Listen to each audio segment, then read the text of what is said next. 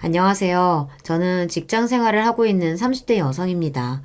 결혼한 지 이제 갓 1년 차를 넘겨 아직은 신혼생활을 보내고 있어요.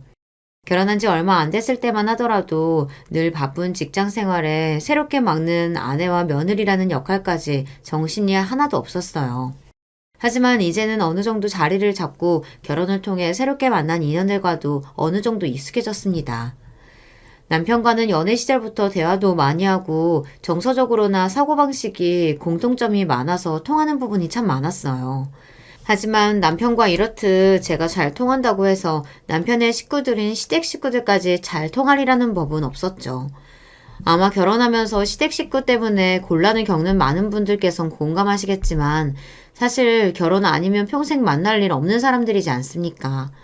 운이 좋아서 시댁 식구들 모두와 둥글게 잘 지낼 수 있다면 그보다 더할 나위가 없겠지만 생전 처음 보는 사람들이 갑작스럽게 가족으로 엮이는 건데 그렇게 찰떡같이 잘 맞는 건 대단한 행운이겠죠. 저 역시 그러했습니다. 결혼하고 난 후 생각지도 못하게 크고 작은 사건들을 겪게 되면서 나름대로 우여곡절을 겪어야 했으니까요. 아니, 우리는 동서가 그런 줄은 꿈에도 몰랐지. 그래, 우리가 알았으면 그런 소리 왜 했겠어.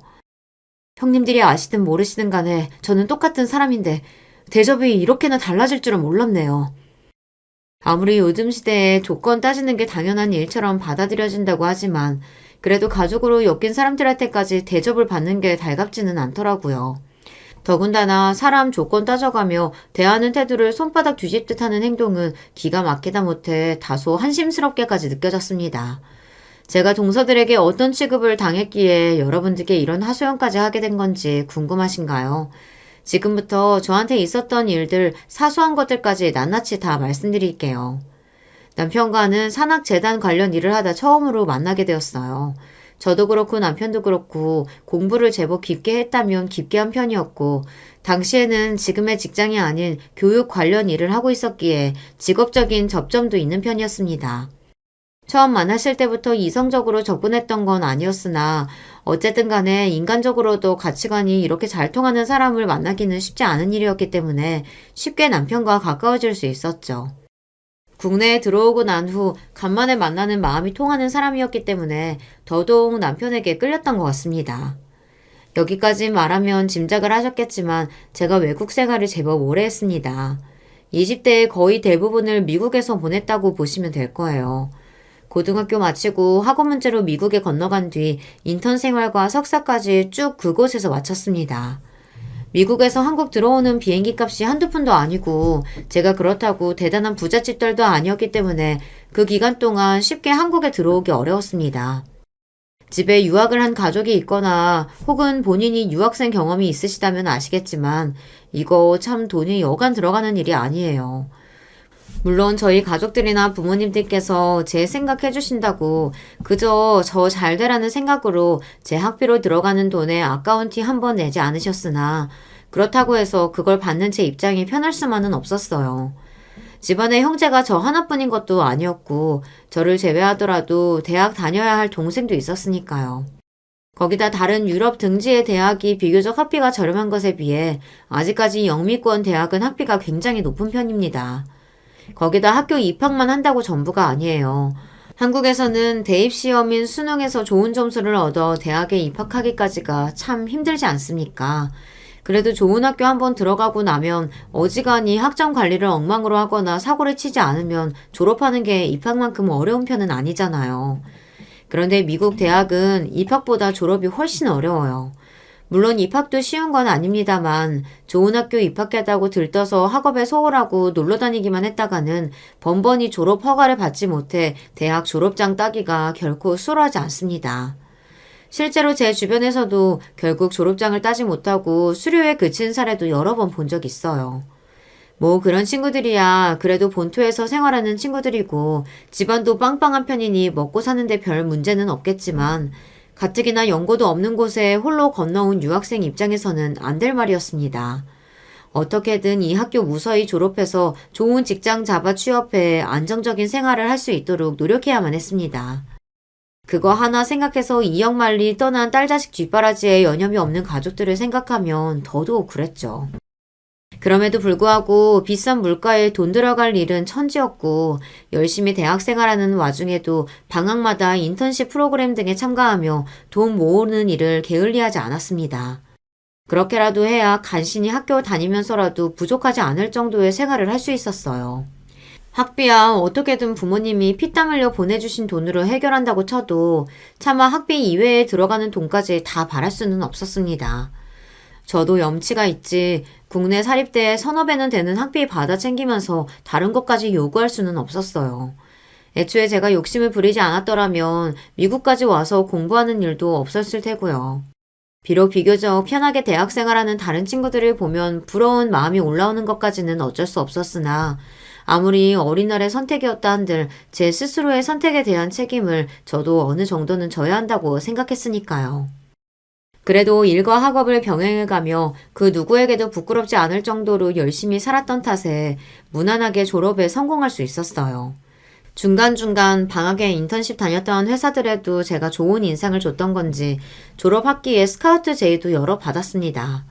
그 중에서 가장 좋은 조건을 제시해준 회사에 졸업과 동시에 입사를 하게 되었기에 제 미국 생활은 생각보다 더 길어지게 되었습니다. 이왕 외국에서 학교 나온 김에 현지에서의 경력을 쌓아두면 나중에 한국에 귀국해서라도 좋은 스펙이 될 수 있을 거라는 생각에서였습니다. 그러다 보니 저의 귀국은 차일피일 미뤄지고 있었어요. 물론 저 나름대로는 이곳에서 열심히 생활해서 어느 정도 삶의 기틀을 마련하고 자리를 잡았다고 생각했지만 애초에 대학을 졸업하면 좋은 일자리 잡아 귀국하고 싶었던 게 제 마음이었어요.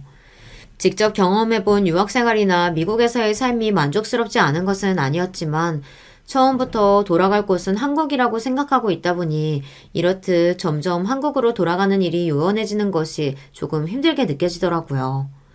더군다나 제가 대학 생활이라도 좀 널널하게 하며 주위에 정 붙일 만한 사람들도 많이 만들고 그랬다면 또 모르겠으나 대학 생활 내내 그리 치열하게 공부하고 일하느라 몇몇 가까운 동기 한국 유학생들 말고는 마음속 깊이 가까워진 친구가 그리 많지 않은 편이었습니다. 애초에 한국 유학생이라는 사람들도 저와는 사회적 배경이 다른 경우가 대부분이었고 그렇다고 제가 그런 상황을 파악하고 인맥 만들겠다고 들기엔 그 정도의 뛰어난 사회성을 갖춘 사람은 또 아니었고요.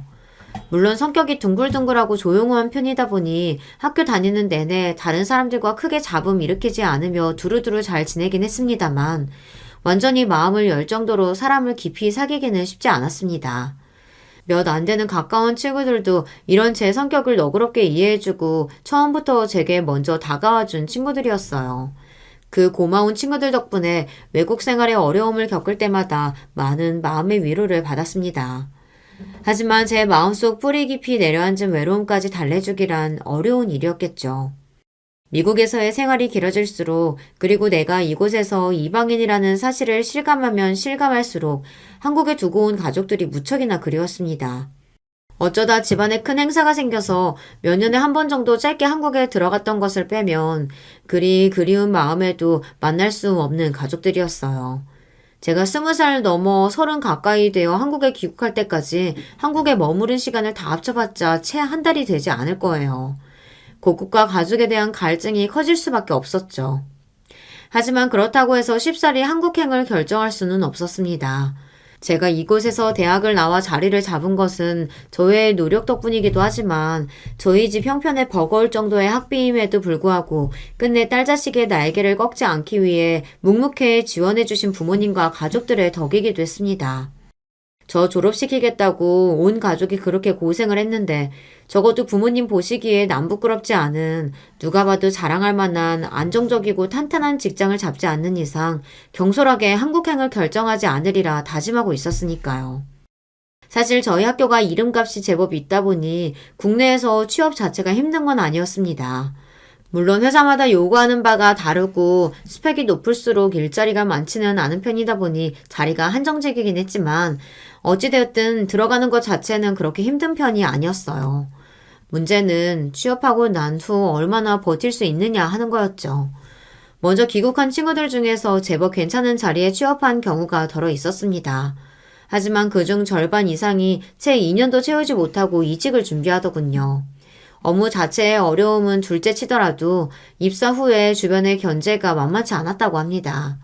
아무리 요새 블라인드 심사니 뭐니 해서 학연, 지연, 혈연 고려하지 않고 인재를 채용하려고 노력한다고는 하지만 그래도 기업 문화라는 게 그렇지 않습니까? 결국은 서로 엮인 인원들끼리 밀어주고 끌어주고 해가며 자리를 채우는 경우가 많은데 그런 사람들 입장에서 보기에 자기들하고 아무 연고도 없으면서 갑자기 외국에 있다가 튀어나온 저희 같은 사람들을 보는 시선이 그리 곱지 않았겠죠. 정정당당하게 따질 거 다 따져서 입사했음에도 불구하고 그런 따가운 눈총을 받지 않기가 어려웠습니다. 자기들 입장에서는 당연히 자기들 자리가 될 줄 알았던 걸 저희 같은 유학생 출신들이 체각이라도 한 것처럼 텃세를 부리는 경우도 심심치 않다고 들었어요. 원래 일이 힘든 건 견딘다고 해도 사람이 힘든 걸 못 견뎌서 회사 그만두는 경우가 많지 않습니까? 뭐 저희도 마찬가지였던 거죠. 저희 딴에는 잘못한 거 하나 없이 저희 인생 열심히 살아서 정정당당하게 들어갔는데 그리 사람이 못 견딜 정도로 몰아세우니 억울하고 괘씸하다는 생각을 지우기 어려웠고요. 내 보기에는 나보다 훨씬 못하는 인간들이 국내에서 줄 좀 잡았다는 이유로 나와 같은 혹은 나보다 더 좋은 대우를 받는 꼴을 못 보는 게 속이 부글부글 끓기도 했겠죠. 하여튼 이러저러한 이유로 국내에 돌아가더라도 한 직장에 진득하니 오래 머무르기가 쉽지 않은 것 같더라고요.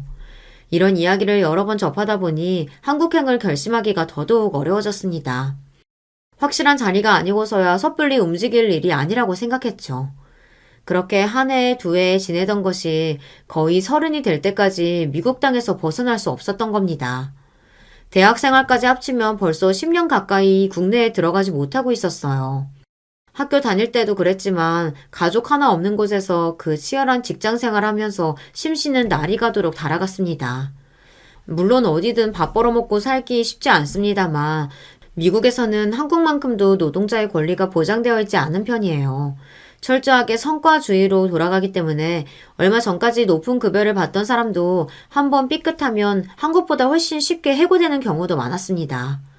그야말로 무한 경쟁 사회였어요. 애초에 타고난 성격 자체가 경쟁에 그리 맞지 않은 편이었던 저에게는 더더욱 견디기 힘든 상황이었습니다. 다들 그렇게 사니까 그런 줄 알고 산 거지. 안 그랬으면 얼마 버티지 못하고 나가 떨어졌을 거예요. 그렇게 삭막한 생활에 건조해져 가고 있을 즈음 오랜만에 한국 측에서 들어온 스카우트 제의는 제게 있어 반가운 일일 수밖에 없었습니다.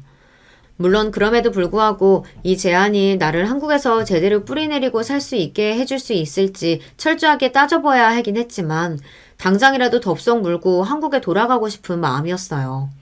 그 정도로 한계까지 내몰려 있는 상황이었거든요. 경쟁사회에서 밀려나지 않으려고 밤낮 없이 노력한 탓에 어느 정도 돈은 모을 수 있었으나 돈을 모아봤자 쓸 시간조차 없었습니다. 처음 이곳으로 떠나올 때는 잘 배우고 좋은 스펙 쌓아 돌아가서 좋은 데 취직해 나 학교 보낸다고 고생하신 우리 엄마 아빠 호강시켜드리고 나도 조금은 삶의 여유를 누리며 살아가고 싶었다는 생각뿐이었는데 처음에 생각했던 제 목표와는 너무나도 동떨어진 생활을 하고 있었습니다. 다행히도 제게 스카우트 제의를 해주신 제 한국에서의 첫 직장의 복리후생이 제법 괜찮았습니다. 이만하면 최상급은 아니라고 하더라도 귀국한 지 얼마 되지도 않아 지쳐 나가 떨어지지는 않겠다는 결론에 주저없이 한국으로 돌아가는 짐을 쌌습니다. 그래도 근 10여 년을 생활한 미국이었는데 한국으로 돌아간다고 생각하니 크게 아쉬움도 남지 않더라고요. 미국은 저를 이만큼 성장시켜준 고마운 곳이기도 하지만 결국 제가 평생을 머무를 수 있는 곳이라고 생각하지는 않았던 것 같습니다. 그렇게 미국을 떠나 그토록 그리워했던 제 가족의 품으로 다시 돌아올 수 있게 되었어요. 처음 얼마간은 오랜만에 시작하는 한국 생활에 옮겨온 곳에서의 새로운 직장 생활까지 정신이 하나도 없더라고요. 어디나 일하는 곳 쉽지 않다는 건 알고 있었으나 그래도 한국의 직장 생활과 기업 문화는 또 미국하고는 다르더라고요. 미국에서도 그런 생활에 적응하기가 쉽지 않았는데 한국에서는 또 한국대로 적응이 결코 쉽지는 않았습니다. 게다가 미리 들어온 친구들이 경고했듯 이미 학연, 지연 등을 바탕으로 자기들끼리 세력이 나뉘어져 있는 사람들 사이에서 인적 기반 없이 회사에 적응하는 일이 결코 녹록치만은 않았습니다. 한국 사회의 지인 끌어주기가 이렇게 엄청나다는 걸 실감한 순간이기도 했어요. 그래도 사람들이 다들 머리가 돌아가서 대놓고 저 같은 해외 대학 출신들을 배척하지는 못했으나 기회가 될 때마다 본인 출신 학교의 후배들에게 더 기회를 몰아준다는 걸 눈치채기 어렵지 않았습니다. 뭐 사람 심리라는 게 이왕이면 자기 가까운 사람 잘 되기를 바라는 건 맞으니 어쩔 수 없는 부분이라고 생각하면서도 아예 억울한 마음을 내리 누를 수만은 없었죠. 저들 역시 이 안에서 살아남겠다고 노력했겠지만 저 역시 남들 보기 부끄럽지 않을 정도로 노력하면서 쌓아온 세월이었으니까요. 그러던 와중에 남편을 만나게 되어 마음의 위로를 많이 받았어요. 남편 역시 이러다 만난 사람이다 보니 이런 관행을 잘 알고 있었습니다.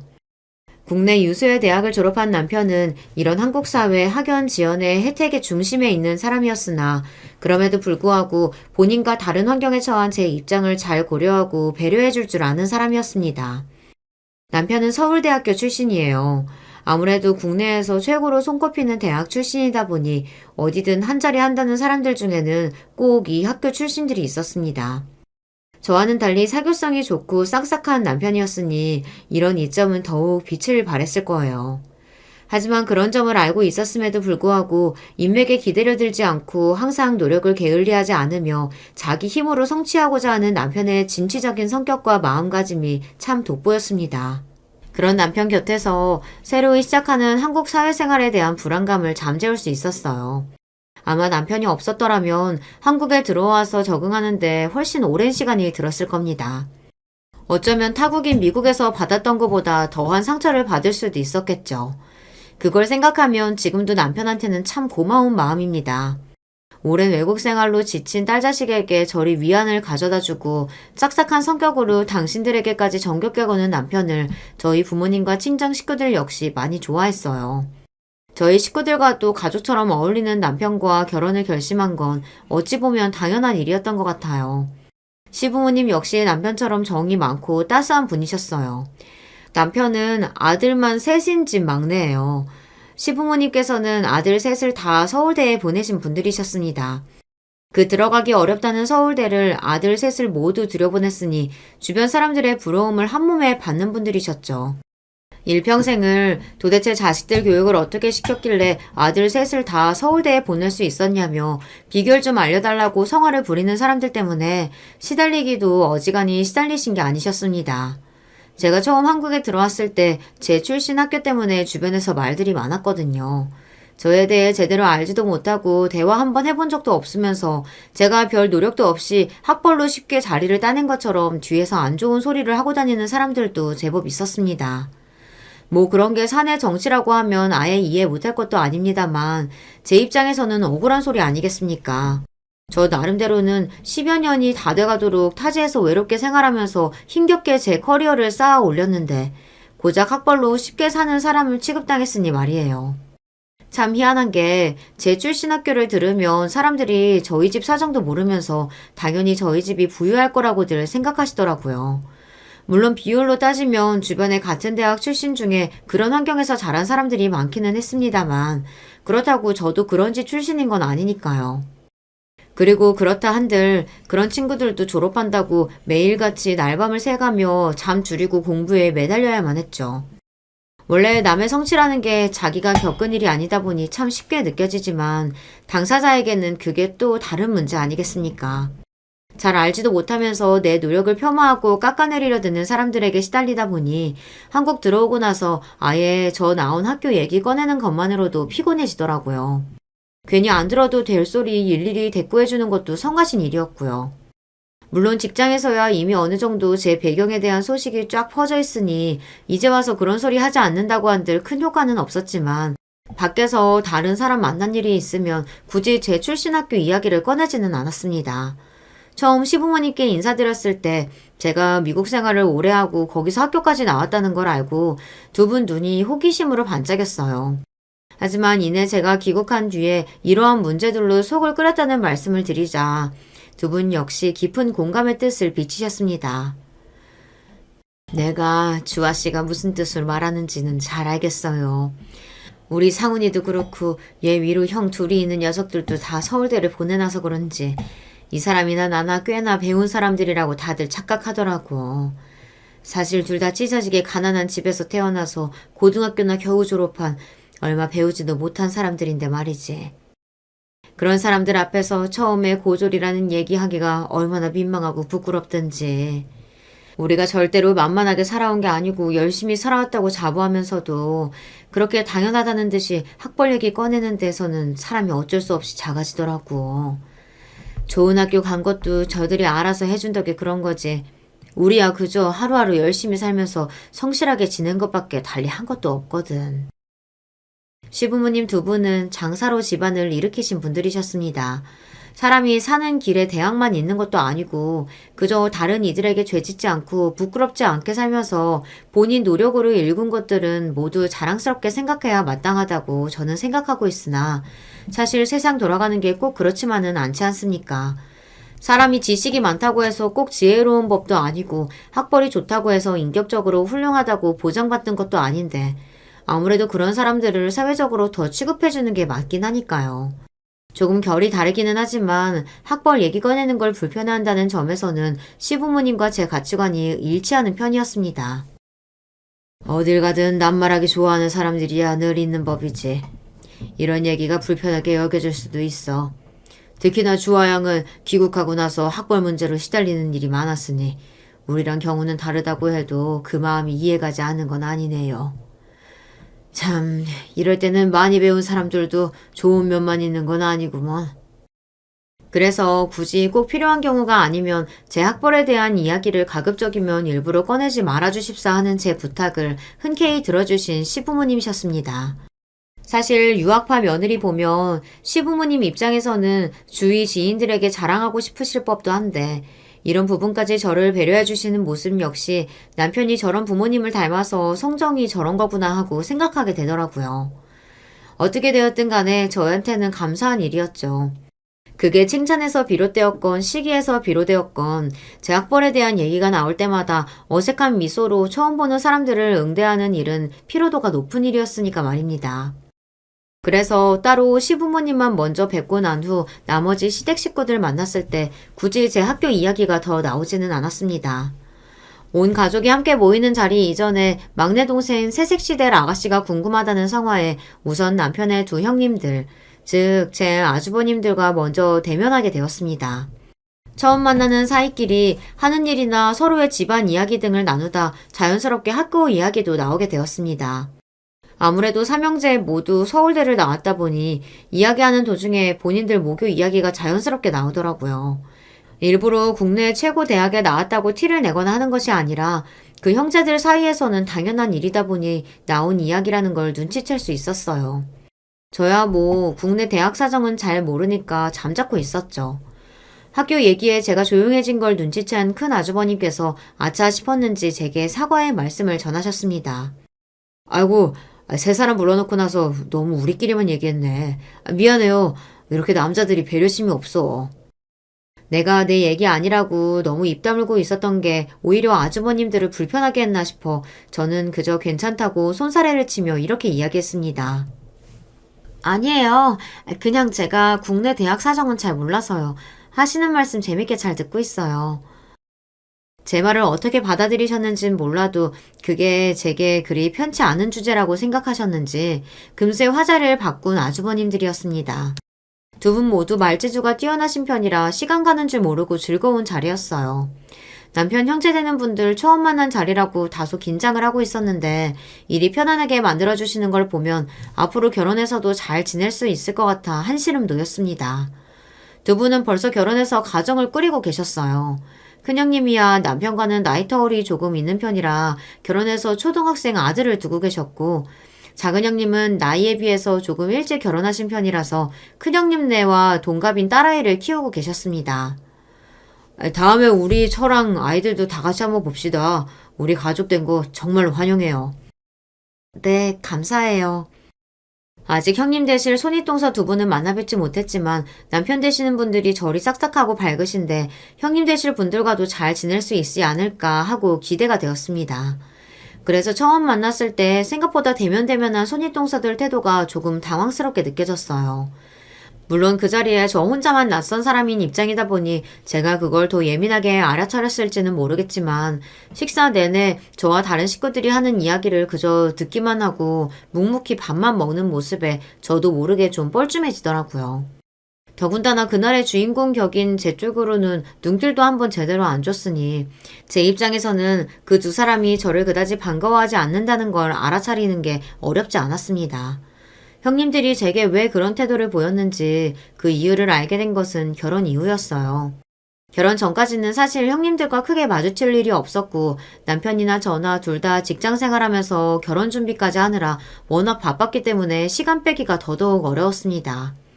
게다가 결혼과 관련된 준비하는 일들은 양가 부모님 도움을 많이 받았기 때문에 시간이 난다고 하더라도 양가 부모님들 뵙는데 더 많은 시간을 할애하게 되었어요. 결혼하고 나서도 얼마간은 신혼생활에 적응하느라 형님들까지 신경 쓸 정신이 없었죠. 어느 정도 생활에 적응이 되고 난 후에야 대충의 상황 돌아가는 꼴을 파악할 수 있게 되었습니다.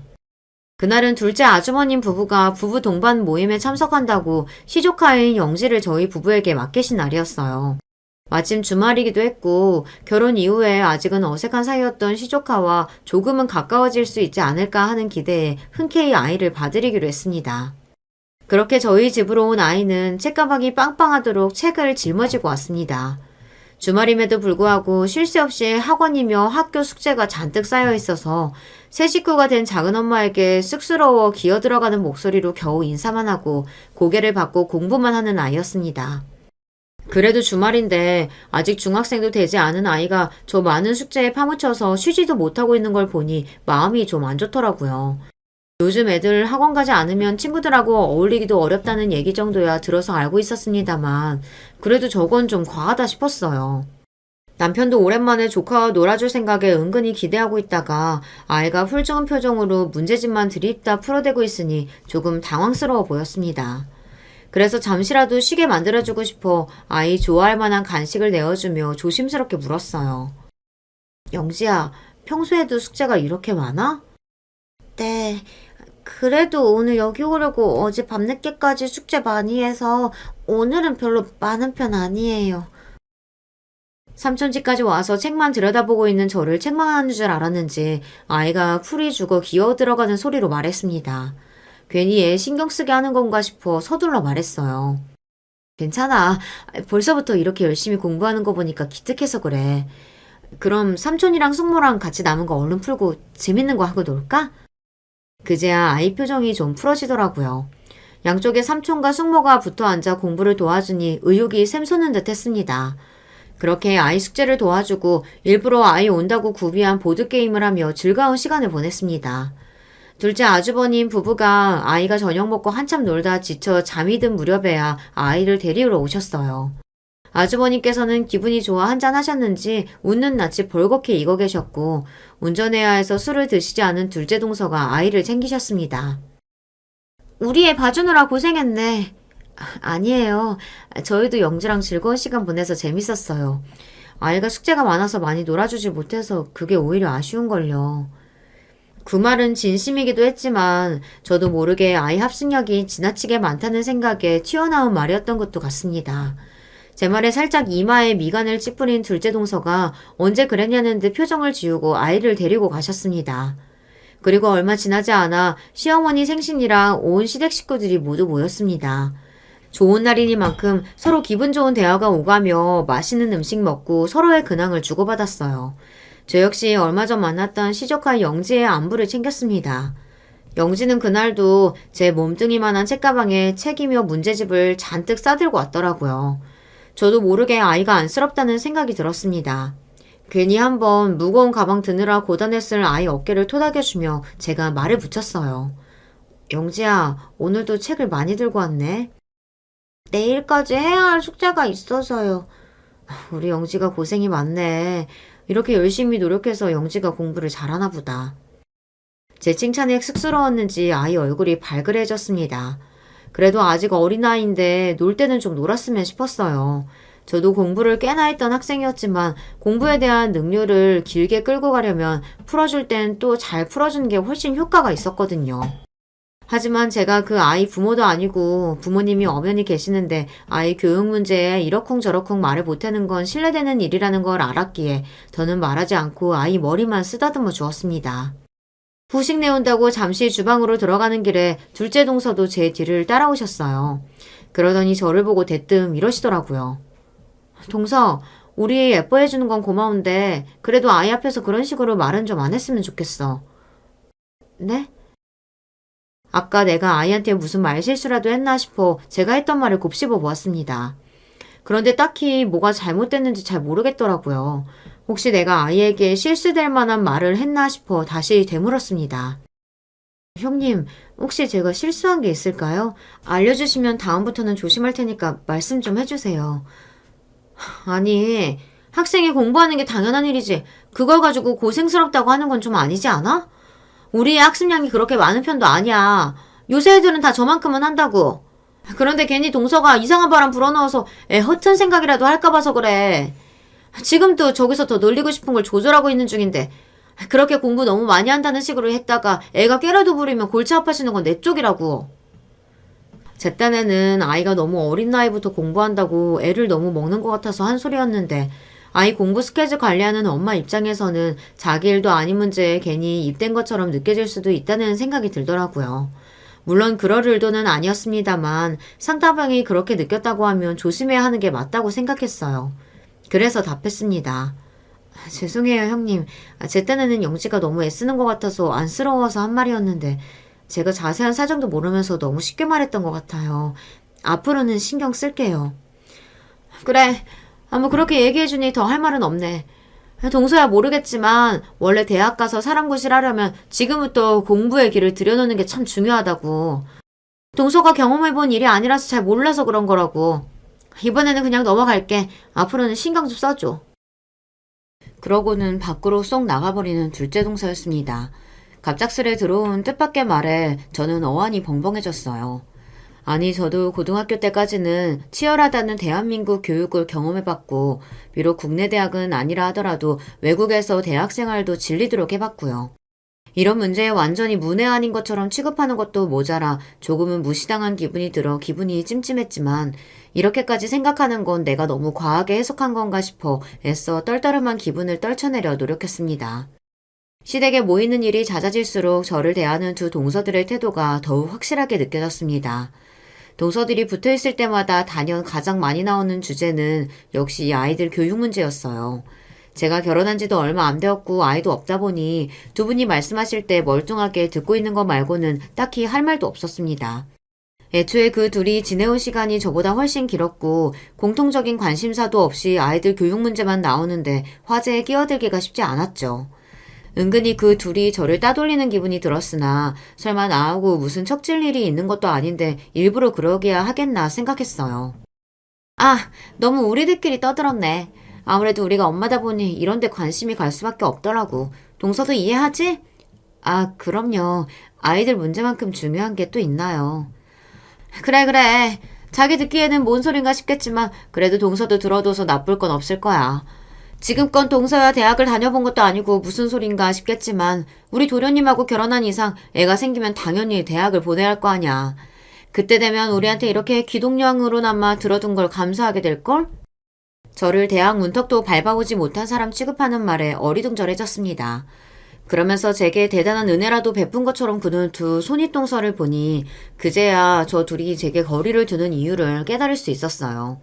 눈치 없이 저 두 사람이 몇 번 만나보지도 않은 새 식구인 저에게 낯을 가리고 있는 게 아닌가 싶었는데 애초에 본인들과는 어울릴 수 없는 보이지 않는 선을 긋고 저를 대한 거였더라고요. 두 동서들은 아주버님들과 캠퍼스 커플 출신으로 둘 모두 서울대 출신이었습니다. 한눈에 보기에도 좋은 대학 나왔다는 자부심이 상당해 보였죠. 도대체 저 두 사람이 어쩌다 저를 대학은 구경도 해보지 못한 고졸 출신이라고 오해하고 있는지는 둘째 치더라도 대학 안 나왔다고 생각한 것만으로 사람을 이렇게 은근히 무시하고 깔보다니 실망스러움을 감추기 어려웠습니다. 집으로 돌아오는 길에 남편에게 대충 그날에 있었던 일을 설명했더니 남편 표정도 황당하게 짝이 없더라고요. 그런 남편에게 제가 말했습니다. 아무래도 아주버님들 처음 뵀을 때 내가 국내 대학 사정 잘 모른다고 한 걸 대학 안 나와서 그렇다고 착각하신 것 같아. 아니, 그걸 착각하고 말고를 떠나서 그렇다고 당신이 고졸인 줄 알았다고? 내가 고졸이라고 생각했다는 거는 나 아무렇지도 않아. 대학 나온 사람만 사람인 것도 아니고. 당장 어머님, 아버님도 대학 안 나오셔도 저렇게 자식 셋 훌륭하게 키워내시고 번듯하게 지내시는데 그게 뭐가 그렇게 중요하겠어.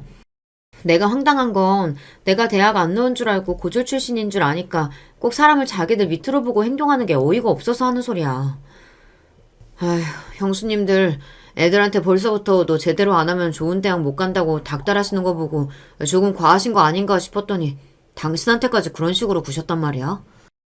남편 역시 제 형수님들에 대한 실망감이 뚜렷해 보였습니다.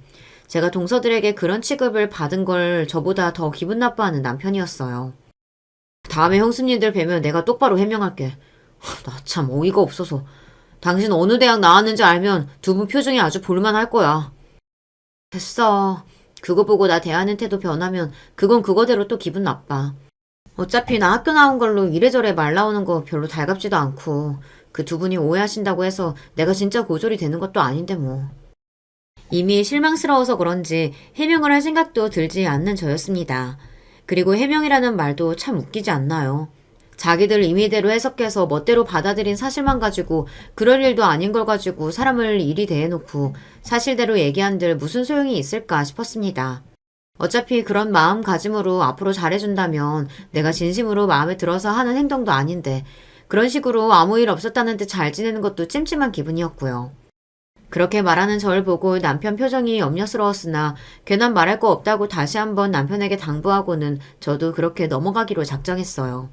하지만 신경 쓰지 않으려고 했던 생각에도 불구하고 제 앞에서 두 분의 학벌 타령은 점점 더해져만 갔습니다. 동서, 지금 와서 좀 늦기는 했지만 그래도 도련님도 서울대 출신인데 지금이라도 사이버 대학이라도 들어가는 거 어때? 그래. 나중에 애 낳아봐. 아빠는 서울대 나왔는데 엄마는 대학 문턱도 못 밟아봤다 그러면 애가 얼마나 창피하겠어? 다 동서 생각해서 하는 소리야. 인생 선배들 말 가볍게 듣지 말고. 배울 거 하나 없는 사람이 인생 선배를 자처하는 게 기가 찼습니다. 처음에는 눈치라도 좀 보다 점점 다른 식구들 있는 앞에서까지 말을 못 가리는 동서들이었습니다. 입이 방정인 제 아내 대신 아주버님들 사과를 받는 일도 잦았죠. 재수씨, 내가 미안해요. 내가 그렇게 단속을 하는데도 점점 더 말을 가루할 줄도 모르고. 내가 정말 재수씨랑 우리 상은이 볼 면목이 없어. 아주버님들이 먼저 제안해주신 동서들과의 미국 여행을 마지못해 받아들인 것 역시 동서들 때문이 아니라 아주버님들 때문이었습니다. 내가 성과급 명목으로 미국 여행 상품권을 받았는데 요새 업무가 하도 바빠서 시간 빼기가 어렵더라고. 가서 구경도 잘하고 콧바람도 좀 쐬고 하면서 기분 좀 풀고 와요, 재수씨. 미국 여행에 한두 푼 드는 것도 아니고 제게 미안한 마음에 어떻게든 동서들 간의 사이를 풀어보려고 저리 애쓰시는데 거절하기도 참 그렇더라고요. 이미 제 형수들하는 태도에 성이 날 대로 난 남편은 그마저도 곱깝지 않게 봤지만요. 당신 괜히 형들 때문에 억지로 괜히 참아줄 필요 없어. 나중에 뒷수습 내가 다 해줄 테니까 너 어떤 소리 하거든 봐주지 말고 할 말 시원하게 다 해. 알았지? 남편까지 저리 든든하게 지원을 해주는데 까짓거 못 갈 것도 없겠다 싶었습니다. 그렇게 여행날이 되었어요. 저들 둘이서 뭐가 그리 신나는지 깨르륵 웃으며 붙어가는 동서들 뒤를 따라 터덜터덜 걸어갔습니다. 미국으로 들어가는 출입국 심사대 앞에서 대놓고 들으란 식으로 저를 조롱하는 동서들이었어요. 저 앞에서 통과는 제대로 할 수 있을까? 미국은 출입국 심사도 쉽지 않은데 영어 못해서 붙잡히면 얼마나 창피한 일이야. 설마 아무리 배운 게 없어도 그 정도 공부야 해왔겠죠. 혹시나 했는데 역시나였습니다. 무난하게 출입국 심사대를 통과한 저를 보고 의외라는 듯한 동서들 표정을 빤히 쳐다보았어요. 이대로 제가 여기서 망신이라도 당하고 붙잡혔으면 저를 기다리지도 않고 저들끼리 가버리고도 남을 인간들이었어요. 공항 입구를 나서자마자 동서들이 하는 소리는 더더욱 가관이었습니다. 그래도 어떻게 이미그레이션은 통과했네. 나는 저기서 동서 잡힐까봐 어찌나 걱정이었는지 몰라. 동서, 고졸이라서 영어 못하지? 대꾸할 가치도 없어 가만히 있는 저를 보고 둘째 동서가 이죽거렸습니다. 지금 손윗동서가 말씀하시는데 태도가 그게 뭐야? 여기가 한국인 줄 알아? 동서, 영어 한마디 제대로 하지도 못하면서 여기서 우리가 떨고 가면 어쩌려고 이딴 식으로 굴어? 똑바로 해. 제대로 안 하면 여기다 그냥 확 버리고 간다. 듣자 하니 정말이지 더는 못 들어주겠더라고요. 미리 예약한 우버가 도착하자마자 그것들 뒤도 안 돌아보고 앞자리에 턱 올라타서는 유창한 영어로 운전자에게 목적지를 내질러 버렸습니다. 거침없는 제 행동에 다소 당황한 동서들이 우물쭈물거리다 자기들 트렁크를 넣고는 영문을 모르고 뒷자리에 올라탔어요. 동서, 도대체 뭐라고 한 거야? 지금 어디 가는 거야? 입 다물고 있어요. 미국 와본 적도 없다면서 내가 떨구고 가면 어쩌려고. 한껏 비아냥거리는 제 말에 황당함을 감추지 못하는 동서들이었어요. 제가 얌전하게 대해줄 때는 끝을 모르고 기어오르더니 말 한번 싸하게 내뱉었다고 당황함을 감추지 못하는 꼴을 보자 역시 별것도 아닌 것들이 사람 봐가며 발 뻗는다 싶더라고요. 그렇게 차는 이윽 후 목적지에 도착했습니다. 여긴 왜 왔어? 우리 호텔은 어쩌고? 아니, 여기 아무나 들어갈 수 있는 거야? 촌스럽기 짝이 없는 태도로 쭈뼛거리는 그것들에게 혀를 차며 제가 어깨를 활짝 펴고 소리쳤습니다. 지금 아니면 형님들 주제에는 평생 못 오지 싶어서 제가 한번 모시고 왔어요. 여기가 내 모교입니다. 네, 제가 동서들을 데리고 온 곳은 제가 졸업한 학교인 바로 하버드대였습니다. 그동안은 워낙 제 대학 생활이 쉽지 않고 또 힘든 타지 생활로 그리 아름다운 추억으로만 남아있지 않았던 곳이었으나 생각지도 못한 제 말에 턱이 빠지도록 경악한 저 한심한 두 여자 꼴을 보니 속이 다 시원해지더라고요. 내가 이 학교 나온 것을 이렇게 유치하게 자랑하게 되는 날이 올 줄은 정말 생각도 못했습니다. 하물며 그게 저것들 때문이라니 스스로도 조금 창피하다는 생각이 들었지만 제 말을 듣자마자 사색이 되어버린 저 두 여자를 보니 저 사람들 수준에는 이 정도 얕은 행동이 딱 먹혀 들어갔다는 걸 곧장 알 수 있었죠. 하버드라니 동서 고졸 아니었어? 내가 내 입으로 대학 안 나왔단 소리 한 적이 한 번이라도 있나요? 내가 진짜 고졸 같아요? 아니 말을 안 하는데 우리가 어떻게 알아? 말을 안 하면 뭐여? 설마 내가 진짜 고졸이라도 대학 안 나왔다고 사람을 그런 식으로 대하는 게 뭐 잘했다는 소리예요? 대놓고 동서들을 무시하는 제 말에 동서들의 얼굴이 시뻘겋게 달아올랐습니다. 동서들을 하찮다는 듯 쳐다보며 제가 말했어요. 뭐예요? 어른 안 쫓아오면 버리고 갈 거예요. 그렇게 그 둘을 끌고 학교 구석구석을 제 집 앞마당처럼 누비며 그 시간을 한껏 즐겼습니다. 비록 졸업생이긴 하지만 하버드 출신이라고 외부인 출입이 금지된 곳에도 들어갈 수 있더라고요. 그런 곳에는 입구에 두 동서들을 내버려두고 그냥 저 혼자 당당하게 들어갔어요. 순간 학교 다닐 적 추억들이 새록새록 떠올랐습니다. 동시에 입구에서 저를 따라 들어오지도 못하고 지나다니는 사람들 눈치만 보고 있는 두 동서꼴을 보자니 스스로 유치하다고 생각하면서도 속이 뻥 뚫리는 기분만은 어쩔 수 없었습니다. 그렇게 여행 첫날 하루를 통으로 하버드 대학교에서 보냈어요. 자존심은 자존심대로 상하고 몸은 몸대로 지친 동서들 표정이 벌레 씹은 것만도 못했습니다. 그런 동서들을 보고 제가 말했어요. 이제 그만 찢어져서 다니죠. 난 여기 지인들도 있고 만날 사람들도 많은데 굳이 같이 다닐 필요가 있어요? 아니 여기까지 데려와 놓고 우리 보고 어쩌라고. 왜? 영어 못해요? 내가 버리고 가면 혼자서 숙소도 못 찾아가요? 참나 어디서 서울대 나왔다고 하기 민망스럽네요. 금방이라도 창피해서 눈물을 터뜨릴 것 같은 표정에 좀 더 놀려주고 싶었지만 조금이라도 더 나은 내가 참자 싶었어요. 그렇게 그 둘을 남겨두고 남은 미국 여행 기간 동안 정작 미국 살면서 사느라 치여서 못 즐겨본 것들도 즐기고 좋은 구경 다 실컷 하며 한국으로 돌아왔습니다. 비행기에서 내리자마자 동서들 만행을 낱낱이 실토했기에 시댁은 그야말로 초토화가 되었습니다. 화해하라고 큰돈 들여 미국까지 보내놨더니 인간 이하의 치졸한 짓거리를 벌인 것도 모자라 하버드 출신 동서에게 망신이란 망신을 있는 대로 당한 제 마누라들을 보고 아주버님들도 기어이 화가 폭발하셨어요. 도대체 당신은 생각이 있어 없어? 이게 무슨 망신이야? 당신 수준이 이것밖에 안 되는 여자였어? 번데기 앞에서 주름 잡는 것도 정도가 있지. 그간 재수씨가 당신 하는 걸 보고 얼마나 우스웠겠어? 재수씨가 당신 미국에 안 버리고 온 것만으로도 감사히 생각해. 아마 동서들도 살면서 그렇게 큰 수치심을 겪어본 적은 없었을 겁니다. 창피해서 얼굴이 터질 것 같다면서도 대꾸 한마디 못하는 꼴을 보니 그간 쌓인 채증이 확 풀리는 기분이었어요.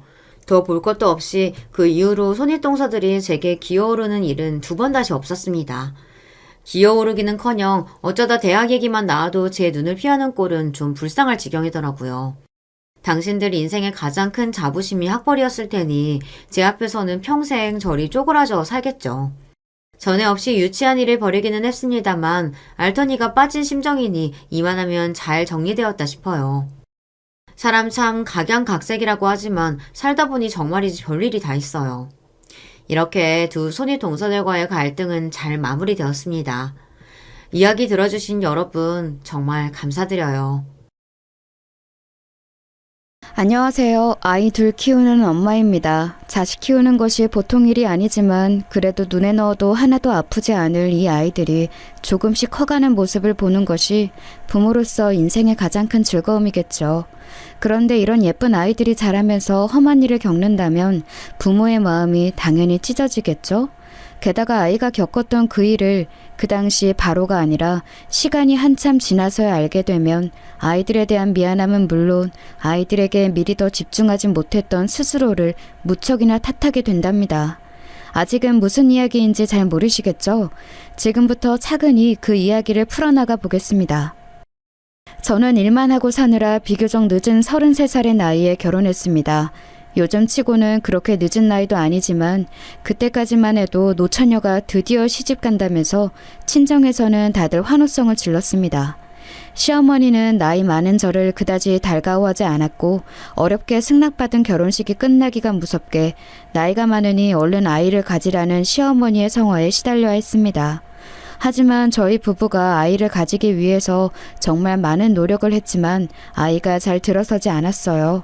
시어머니는 전통적인 사고방식을 가진 분이라 그런지 아이가 들어서지 않는 것이 은근슬쩍 여자인 저에게 문제가 있는 것처럼 한 번씩 제 속을 긁어 놓으셨습니다. 우리 때는 아들 못 낳으면 쫓겨나는 일이 다반사였는데 세상이 참 좋아졌지 뭐냐? 요새는 아예 작정하고 애 안 낳고 사는 사람들도 많다고 하니 말세야 말세. 시어머니의 이런 말은 겉으로는 애를 안 낳고 사는 딩크족을 욕하는 말 같지만 사실은 아직 애를 낳지 못한 저를 겨냥해서 한 말이었습니다. 그러고 있자면 저희보다 늦게 결혼했음에도 이미 아이를 낳은 손아래 동서가 시어머니가 말리는 척하면서 끼어들곤 했습니다. 어머님, 요새는 어디 가서 그런 말씀하시면 큰일 나요. 애 안 낳고 사는 것도 권리라면서 얼마나 당당한데요. 그쵸, 형님? 저는 오히려 형님네가 부러워요. 아휴, 준영이는 이제 태어난 지 5개월이라 그런지 어찌나 손이 많이 가는지 아세요? 저희도 그냥 딩크족으로 살 걸 그랬어요. 저는 사실 시어머니보다 동서의 말이 더 얄미웠습니다. 저희가 안 나오려고 안 나온 것도 아니고 무던히도 노력하는데 안 되는 거 뻔히 알면서도 은근슬쩍 자기는 애 있다는 걸 과시하면서 약 올리는 그 말이 아주 거슬렸거든요. 시댁의 이런 분위기는 계속해서 저에게 스트레스를 주었고 난임에도 스트레스가 더욱 안 좋은 영향을 미치기에 그로 인해 아이는 더 안 들어서고 그렇게 계속 임신이 되지 않으니 다시 스트레스가 쌓이고 정말이지 끊이지 않는 악순환의 연속이었습니다. 게다가 남편은 저보다도 5살이 연하였기 때문에 젊고 팔팔한 남편보다는 당연히 늦게 결혼한 저에게 문제가 있는 것처럼 형성되는 분위기가 정말 싫었습니다. 형님은 그래도 한창 팔팔한 연하 남편이랑 오붓하게 둘이서만 결혼 생활 즐기시니까 얼마나 좋아요. 노산이라고 너무 스트레스 받지 마시고 지금을 즐기세요. 어차피 그 나이에 아기 낳다가 잘못될 수도 있는데 차라리 잘 된 거 아니겠어요? 청취자 여러분도 느껴지시나요? 잘 들어보면 저를 위로하는 말이 아니라 저를 매기는 말이라는 것을요. 네, 사실 오늘 사연에서 가장 중요한 등장인물은 동서라고 해도 과언이 아닙니다. 자식 얘기를 할 것처럼 이야기를 시작하더니 뜬금없이 웬 동서가 가장 중요한 등장인물이냐고요? 이제부터 그 이야기가 어떻게 연결되는지 잘 한번 들어보세요. 동서라는 인간에 대해서 이야기하려면 먼저 서방님 이야기를 해야 해요. 그 전에 동서가 낳고서는 기고만장한 그 금쪽 같은 아예요? 일단은 서방님이랑 속도 위반으로 생긴 아이라 뭐가 그렇게 당당한지 웃기지도 않고요. 그래요. 요새 뭐 속도 위반은 흉도 아니라지만 동서의 평소의 행실을 알면 여러분 모두 그럴 만한 인간이구나 하고 고개를 끄덕이게 되실 겁니다. 일단 말썽꾸러기 도련님 이야기 먼저 하겠습니다. 왜 말썽꾸러기인지는 듣다 보면 알게 되실 거예요. 전문 댄서였던 도련님은 그동안 저희 부부 집에 얹혀 살면서 허구한 날 새벽 늦게 들어오기 일쑤고 저희가 제발 집이 좁고 새벽에 시끄러우니 누구 좀 데려오지 말라고 해도 쉬지 않고 여자를 데려왔습니다. 당연히 데려올 때마다 여자는 바뀌어 있었고요. 들어오자마자 자기 방문을 닫고 들어가서는 데려온 여자랑 무얼 하는지 알 수는 없지만 저는 항상 도련님이 알 수 없는 여자를 데려온 그 다음 날이 제일 싫었습니다. 데려오는 여자들이 하나같이 양아치 같고 염치 없는 것들 뿐이었거든요. 한 번은 이런 일도 있었습니다. 다음날 아침에 제가 빨래를 하려고 빨래통을 뒤적이고 있었는데 갑자기 빨래통에 여자 속옷을 누가 툭 던지면서 언니 이것도 좀 빨아줘요 하는 거예요. 제가 깜짝 놀라서 고개를 들어서 보니 온몸에 문신을 치렁치렁 뒤감은 기집애 하나가 발가벗고서는 자기 속옷을 제게 던진 거였어요. 그러더니 룰루랄라 콧노래를 부르면서 화장실로 가서는 1시간이 넘게 샤워를 하지 않겠어요? 그러고 있자니 도련님이 뒤늦게 끙 기지개를 켜고 일어나서는 형수님 밥 좀 줘요 하면서 하품을 쩍 하고 배를 북북 긁으면서 식탁에 기어나와 앉는 것이었습니다. 도련님의 뻔뻔한 태도야 맨날 보던 것이지만 데려오는 여자들도 어쩜 그렇게 개념이 없는지 한숨밖에 안 나왔습니다. 또 하나 이야기해볼까요? 여느 때처럼 새벽녘에 귀가한 도련님과 도련님이 데려온 또 다른 여자가 휩쓸고 간 자리를 오전에 청소하던 중이었습니다. 도련님의 방 안에는 소주병과 맥주캔, 널브러진 과자 봉지들로 난장판이었습니다. 한숨 푹푹 쉬면서 그것들을 치우고 나서 다음으로 화장실을 청소하러 들어갔습니다. 변기 뚜껑이 닫혀있길래 뚜껑을 열었더니 변기 물이 거의 끝까지 차올라서 흘러넘칠 듯 찰랑거리고 있는 게 아니겠어요? 변기가 막혔구나 하고 뚜러뻥으로 열심히 눌러보았지만 좀처럼 뚫리지를 않았습니다. 그 와중에 꽉 찬 변기물이 움직이면서 바닥에 떨어져서 튀는데 정말 불쾌하기 짝이 없었습니다. 도저히 안 되겠다 싶어서 고무장갑을 끼고 변기 구멍에 손을 넣어봤더니 무언가 큰 덩어리가 하나 잡히더군요. 낑낑거리면서 그것을 겨우 빼고 보니 세상에 피 묻은 생리대지 뭐예요? 제가 생리대를 거기다 버릴 일은 없으니 누구겠어요? 다름 아닌 어젯밤 도련님이 데려온 기집애가 한 짓이겠지요. 데려오는 여자들만 달랐을 뿐 그 여자들의 무례함과 도련님의 뻔뻔함은 항상 이런 식으로 비슷하게 반복되었고 주중에는 지방에서 일을 하느라 자리를 비우는 남편 때문에 도련님의 이런 행동은 통제가 되질 않았습니다. 제가 무슨 식모도 아니고 청소부도 아니고 도를 넘는 도련님과 도련님이 데려오는 기집애들의 태도에 저는 너무 열이 받아서 남편한테 네 동생 좀 어떻게 하라고 불만을 터뜨렸습니다. 나 더 이상 네 동생이란 인간이랑 같이 못 사니까 당장 내쫓아. 아니 여보 또 왜 그래? 준영이가 또 말썽 부렸구나. 그치? 다 알면서 뭘 물어? 도련님도 도련님인데 그 맨날 데리고 오는 기집애들이 개념을 어찌나 밥 말아먹었는지 당신도 보면 나랑 똑같은 생각했을 거야. 아이고 여보가 좀 이해해줘. 아버지 여의고 아들처럼 키운 동생이야. 내가 안 돌보면 누가 돌보겠어. 그 자식 장가 갈 때까지만이라도 우리가 조금만 참자. 응? 우리? 당신은 평일에 지방에 가 있으니까 결국 당신 동생 더러운 뒤치다거리는 내가 다 하잖아. 그래놓고 우리? 왜 나만 이 짐을 다 짊어져야 하는 건데? 미안해 여보. 내가 미안해. 조만간 내가 서울에 새로 일자리 구하니까 그렇게 되면 그 자식도 마음대로 못 굴 거야. 조금만 참아줘 제발. 그리고 결혼을 하기는 한데 장가를 가긴 가는 거냐고. 저렇게 지 맘대로 사는 인간이 결혼하는 걸 본 적이 없어 내가. 알았어. 준혁이가 결혼을 하든 안 하든 내년부터는 나가서 살라고 얘기해 볼 테니까 그만 확 풀어.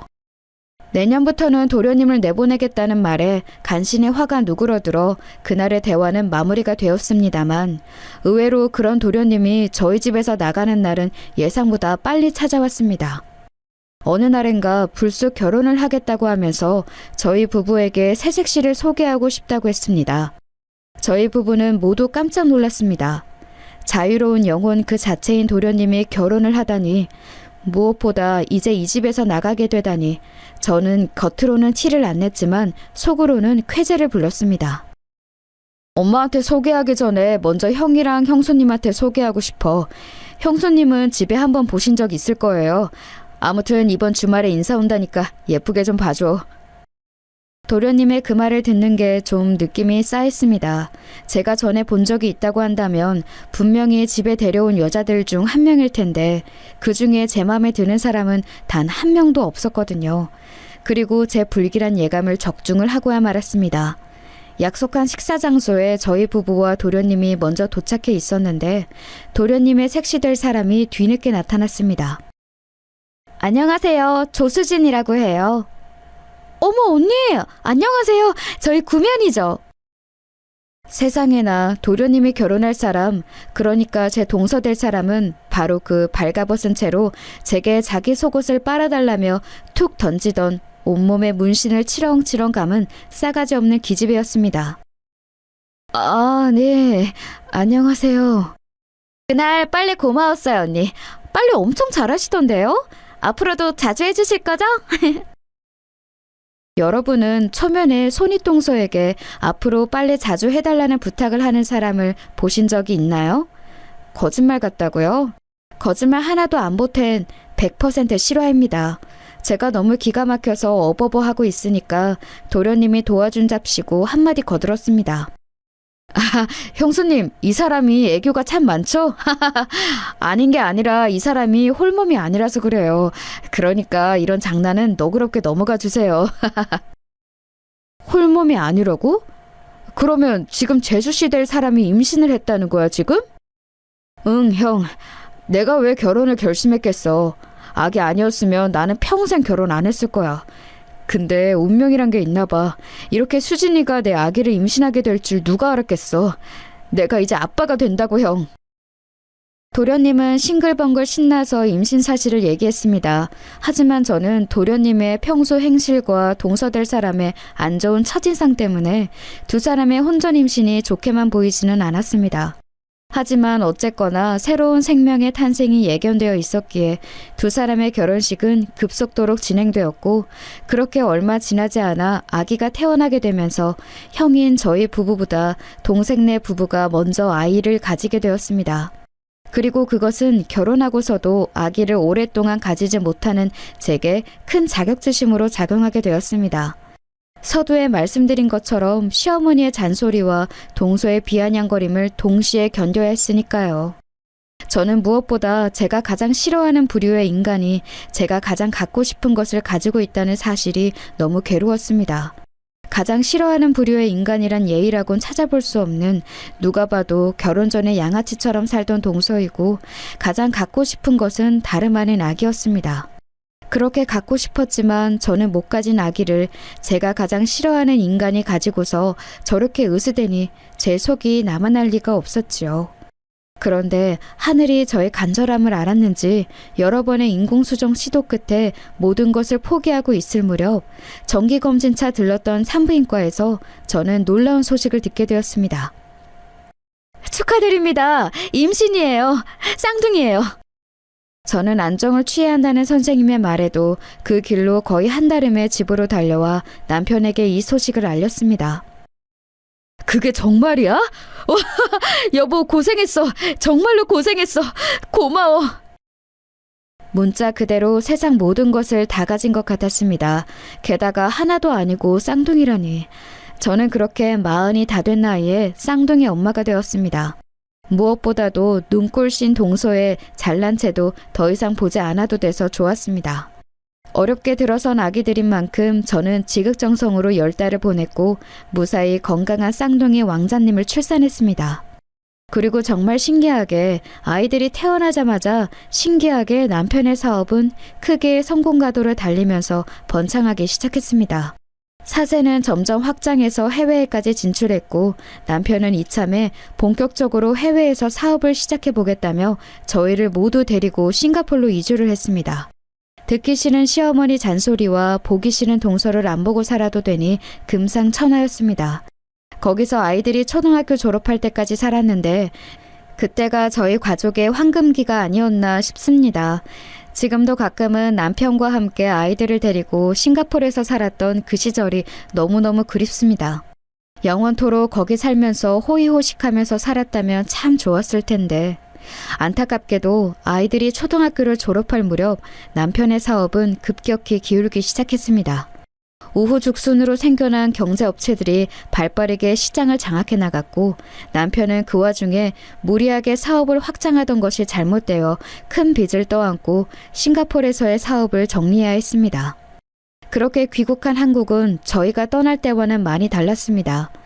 눈부시게 발전을 했지만 그 안에 큰 빈부격차가 있었고 떠날 때 부의 정점에 서 있던 저희는 돌아왔을 때는 그 큰 빈부격차 속에서 이번에는 빈의 정점에 선 채 살아야 했습니다. 남편은 결국 파산 신청을 했고 신용카드 하나 제대로 못 만드는 신세가 되었습니다. 곧 중학교에 들어갈 아이들을 위해 새벽이면 인력시장에 나가서 막노동을 했습니다. 저도 결혼 전에 하던 일을 다시 하려고 알아보았으나 오랫동안 경력이 단절되어서 써주는 곳이 없었습니다. 급기야는 친언니가 하는 식당에 나가 일을 도와주며 근근히 생활비를 받아서 썼습니다. 무엇보다 아이들이 급격히 달라진 환경에 적응을 힘들어했습니다. 싱가포르에 있을 때는 넓은 집에 늘 기사 아저씨가 어딜 가도 차로 태워다 주던 환경에서 방 하나 딸린 좁은 집에서 내 식구가 살면서 가파르게 언덕진 골목길을 매일 걸어서 왔다 갔다 해야 했으니까요. 아이들이 딱 사춘기가 될 예민한 나이에 그런 환경을 제공해 줄 수밖에 없는 상황이 너무 미안했습니다. 아이들 교복 사줄 돈과 새로운 책가방 사줄 돈 정도가 수중에 있다는 사실에 감지덕지할 정도였습니다. 저희의 가정 상황이 이렇게 안 좋게 돌아갈 때쯤 동선에는 마치 약 올리기라도 하듯이 일이 더 잘 풀리기 시작했습니다. 서방님은 결혼과 동시에 댄서일을 은퇴하고 댄스 입시학원을 차렸는데 학생들을 좋은 대학에 몇 번 보내더니 점점 입소문이 나서 학원은 점점 커졌고 그 이후 방송을 몇 번 타더니 이전과는 상상할 수 없을 정도로 규모가 커지고 중국에까지 진출을 해서 학원 법인까지 설립을 하게 되었습니다. 동서는 사모님 소리 들으면서 떵떵거리면서 살게 됐고요. 왜 약올리기라도 하듯이라는 표현을 썼냐면 동서의 기고만장이 하늘을 찌르기 시작했거든요. 그때는 저희 가족이 싱가포르에서 귀국하고 사태를 겨우 수습한 뒤 처음 맞는 설 명절이었습니다. 그동안 저희가 해외에서 사느라 온 시댁 식구가 모이는 것은 10몇 년 만에 처음 모이는 자리였습니다. 아이들도 거의 처음으로 할머니와 작은아버지, 작은어머니를 만나는 자리였죠. 저도 조카 준영이는 아기 때 잠깐 보고 이번에 처음 보는 것이었는데 중학교 3학년이 되는 조카 준영이는 서방님과는 다르게 큰 덩치와 험상궂은 인상에 풍채 좋은 학생으로 자라 있었습니다. 오랜만에 마주한 서방님네 가족과 어색한 인사를 나누는데 시어머니가 들어오시면서 한 말씀 하셨습니다. 돈 번다고 해외 나가서 코빼기도 안 비추더니 결국에는 쫄딱 망해서 이렇게 초라하게 돌아온 게냐? 그러게 사람이 분수에 맞게 살아야지 왜 그런 욕심을 부려가지고는. 항상 직설적으로 말씀을 기분 나쁘게 하시는 시어머니를 그동안 안 보고 살아서 좋았는데 시어머니 말대로 쫄딱 망해 돌아와서 시어머니의 기분 나쁜 독설까지 들어야 하니 정말 짜증이 났습니다. 하지만 언제나 그랬듯 핀잔하는 시어머니보다 말리는 척 은근슬쩍 매기는 동서가 더 얄미웠습니다. 아, 어머니, 서방님네가 뭐 일부러 그랬겠어요. 그런 욕심은 누구나 살면서 한 번씩 부려보는 거죠. 물론 우리 그이처럼 욕심을 부려서 그것을 성취하느냐 못하느냐의 차이만 있을 뿐이죠. 동서, 지금 그거 우리 들으라고 하는 말이야? 어머마, 아니요. 저는 그냥 형님네가 안타까워서요. 그리고 도영이, 도준이 이제 중학교 들어가는데 상황이 이렇게 됐으니까 아이들이 얼마나 힘들겠어요. 도영이, 도준아, 언제든지 맛있는 거 먹고 싶으면 이 작은 엄마한테 전화해. 알겠지? 아참, 너희 요번에 세광중 입학한다며? 잘됐다. 여기 준영이 형도 같은 학교야. 이제 3학년. 준영이 너 여기 사촌 동생들 학교에서 만나면 잘 챙겨줘. 알았지? 딱 이 문장만 들으면 조카들 걱정하는 정상적인 작은 어머니 같지만 뒤이어 나오는 말은 여전히 과시욕이 넘치는 변함없는 재수없는 동서의 모습 그대로였습니다. 아, 그리고 형님, 제가 여기 가방이랑 옷가지들 좀 여기 챙겨왔는데 이거 형님 하세요. 제가 정말 아끼는 것들인데 특별히 형님을 위해서 준비했다고요. 겉으로는 저를 챙겨주는 척하지만 누가 봐도 자기가 질려서 더 이상 안 들고 다니는 물건을 저에게 버리려고 가져온 것들이었습니다. 형님 이거 엄청 비싼 명품이에요. 어쩌면 평생 가도 구경도 못할 최고급 브랜드라고요. 형님네 사정 어렵다는 얘기 듣고 제가 특별히 골라온 거예요. 잘 쓰세요. 됐어 동서. 나 이런 거 들고 다닐 시간적 여유도 없어. 그러니 도로 가져가. 에이 형님, 혹시 자존심 상해서 그러시는 거 아니죠? 이런 거 받는 거 부끄러운 거 아니에요. 막말로 당근 마켓에만 팔아도 형님네 몇 달 생활비는 나올걸요? 저는 그 말에 너무 화가 나서 모두가 모인 자리에서 폭발했습니다. 뭐야? 동서 지금 우리 거지 취급하는 거야? 어머, 무슨 말씀을 그렇게 섭섭하게 하세요 형님. 참나, 도와줘도 왜 난리람? 도와줘? 도와줘? 딱 봐도 네가 쓰다가 질린 물건 나한테 버리는 거 내가 모를 줄 알아? 어머머 세상에, 어이없어. 니라뇨? 아무리 그래도 애들 앞에서 예의는 지켜주세요 형님. 아이고 그만들 하거라. 지금 시애미 앞에서 이게 무슨 짓들이냐? 시어머니가 말리지 않았더라면 아마 그날 동서랑 저는 머리끄댕이를 잡아도 시원하게 잡았을 것입니다. 그래요 어머님 아버님, 사업이 망해서 어쩔 수 없이 귀국한 것도 사실이고 저희도 지금 사정 어려워서 매 밥 한 끼 매달 생활비가 아쉬운 상황인 것도 사실이에요. 하지만 그렇다고 해도 어머님이나 동서 도움은 필요 없이 저희 힘으로 극복해 나갈 거니까 더 이상 그 부분은 말씀 안 해주셨으면 해요. 그럼 저희는 먼저 일어나겠습니다. 저는 그렇게 남편과 아이들을 데리고 먼저 자리를 박차고 나왔습니다. 문을 나서는 뒤로 시어머니가 혀를 차며 말씀하셨습니다. 만며느리라는 것이 어쩜 저리 드세누. 어휴. 내비두세요 어머님. 형님이 지금 좀 상황이 어려운 상황이잖아요. 저 상황이면 누구라도 자격지심 생길 거예요. 저는 다시금 뒤돌아서 동서의 머리끄댕이를 잡아 뽑고 싶었지만 아이들을 생각해서 꾹 참고 문을 나섰습니다. 남편 사업이 망한 것도 서러운데 제일 싫어하는 인간으로부터 그곳으로 비아냥을 받아야 하는 상황이 너무 싫었습니다. 너무 열받고 자존심이 상해서 돌아오는 길에 눈물을 뚝뚝 흘렸습니다. 엄마, 왜 울어? 도영아, 도준아, 엄마 아빠가 미안하다. 왜 미안해? 울지마 엄마. 그렇게 설날의 난리는 끝이 났고 어느덧 계절이 바뀌어 아이들이 중학교에 입학을 할 때가 되었습니다. 저는 어려운 집안 상황 속에서도 부디 아이들의 중학교 생활만은 순탄하기를 두 손 모아 간절히 기도했습니다. 하지만 하늘은 저의 그런 간절한 기도를 처참하게 외면했습니다. 아이들이 중학교에 입학한 그 해였습니다. 아이들은 힘든 과정 상황 속에서도 다행히 중학교에서 적응도 잘하고 친구도 잘 사귀는 것 같았습니다. 그런데 아이들이 학교가 끝나고 집으로 돌아온 어느 날, 그날따라 아이들의 낌새가 조금 이상했습니다. 쌍둥이 두 녀석이 똑같은 얼굴, 똑같은 표정으로 울상이 되어 있었습니다. 도영아, 도준아, 무슨 일 있었어? 표정이 왜 그래? 아니야, 엄마. 아무 일 없었어. 아무 일 아닌 게 아닌데 엄마한테 얘기해봐. 아무것도 아니라니까. 쌍둥이들이 한 입을 모아 아무것도 아니라며 신경질을 내고선 방으로 들어가 버리는데 아무래도 느낌이 조금 이상했습니다. 도영, 도준, 얼른 나와서 씻어. 우리 오늘 안 씻을 거야. 왜 또 쓸데없는 고집이야. 오늘 날 더우니까 빨리 나와서 씻어. 안 씻는다니까. 아휴, 이놈 새끼들 요새 말을 왜 이렇게 안 듣는지. 얼른들 안 나와. 저는 억지로라도 아이들을 끌고 화장실로 가서 씻기려고 방문을 강제로 열었습니다.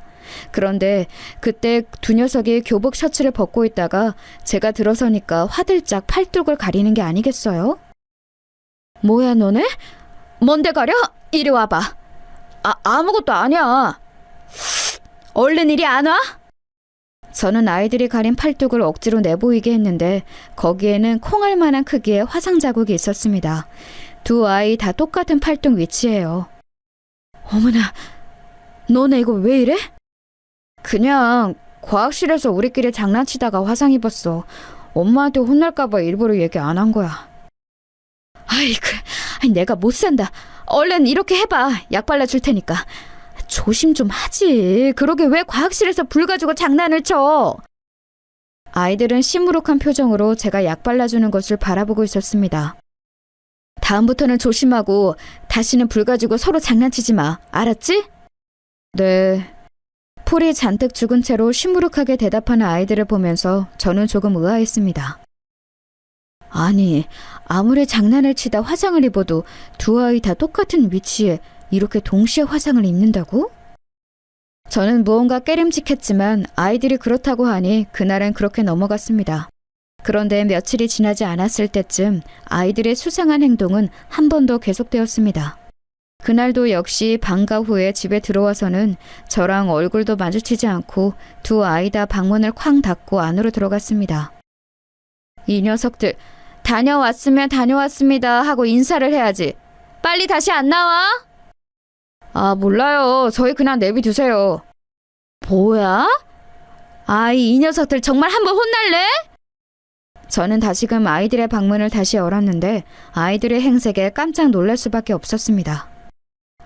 에그머니나, 너네 얼굴이 왜 이래? 옷은 또 왜 다 찢어졌고? 아이들의 교복은 찢어져서 만신창이가 되어 있었고 눈탱이는 밤탱이가 되고 입술은 터져 있었습니다. 이게 어떻게 된 거니? 그냥 저희끼리 싸웠어요. 별거 아니에요. 싸우긴 뭘 싸워? 너네 잘하면서 한 번도 안 싸웠잖아. 얼른 사실대로 얘기 안 해? 그게...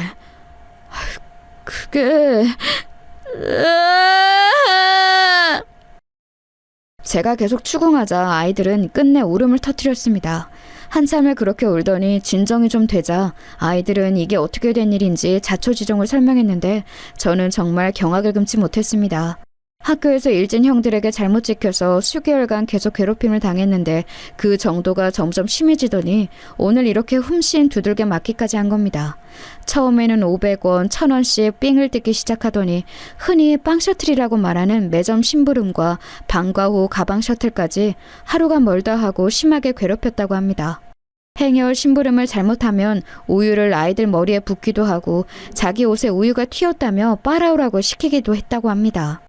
나중에는 담배 심부름까지 시켰는데 아이들이 자기들도 미성년자인데 어디 가서 담배를 구하냐고 죽는 소리를 하자 건방지게 말대꾸를 한다며 아이들 팔에 담배빵을 내기도 했습니다.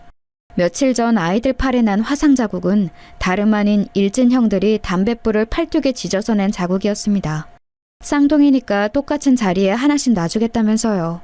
그날 이후로 아이들은 미성년자에게 담배를 파는 가게를 백방으로 찾아다니며 담배 심부름을 했는데 생각보다 받아주는 가게가 잘 없자 일진 형들은 그것을 제대로 못 구하냐며 아이들을 이렇게 두드려 패놓은 것입니다. 저는 아이들의 이야기를 듣고 너무 놀라서 당장에 아이들을 데리고 담임선생님을 찾아갔습니다. 상황을 들은 담임선생님은 미처 신경 쓰지 못해 죄송하다며 저에게 사과를 하셨고 아이들에게 자신들을 괴롭힌 일진들의 이름을 적어보라고 했습니다. 아이들은 쭈뼛쭈뼛하며 그 일진들의 이름을 적어냈습니다. 김지환, 박재철, 황민수, 임준영. 응? 잠깐, 임준영? 임준영이라면 네 사촌형 임준영?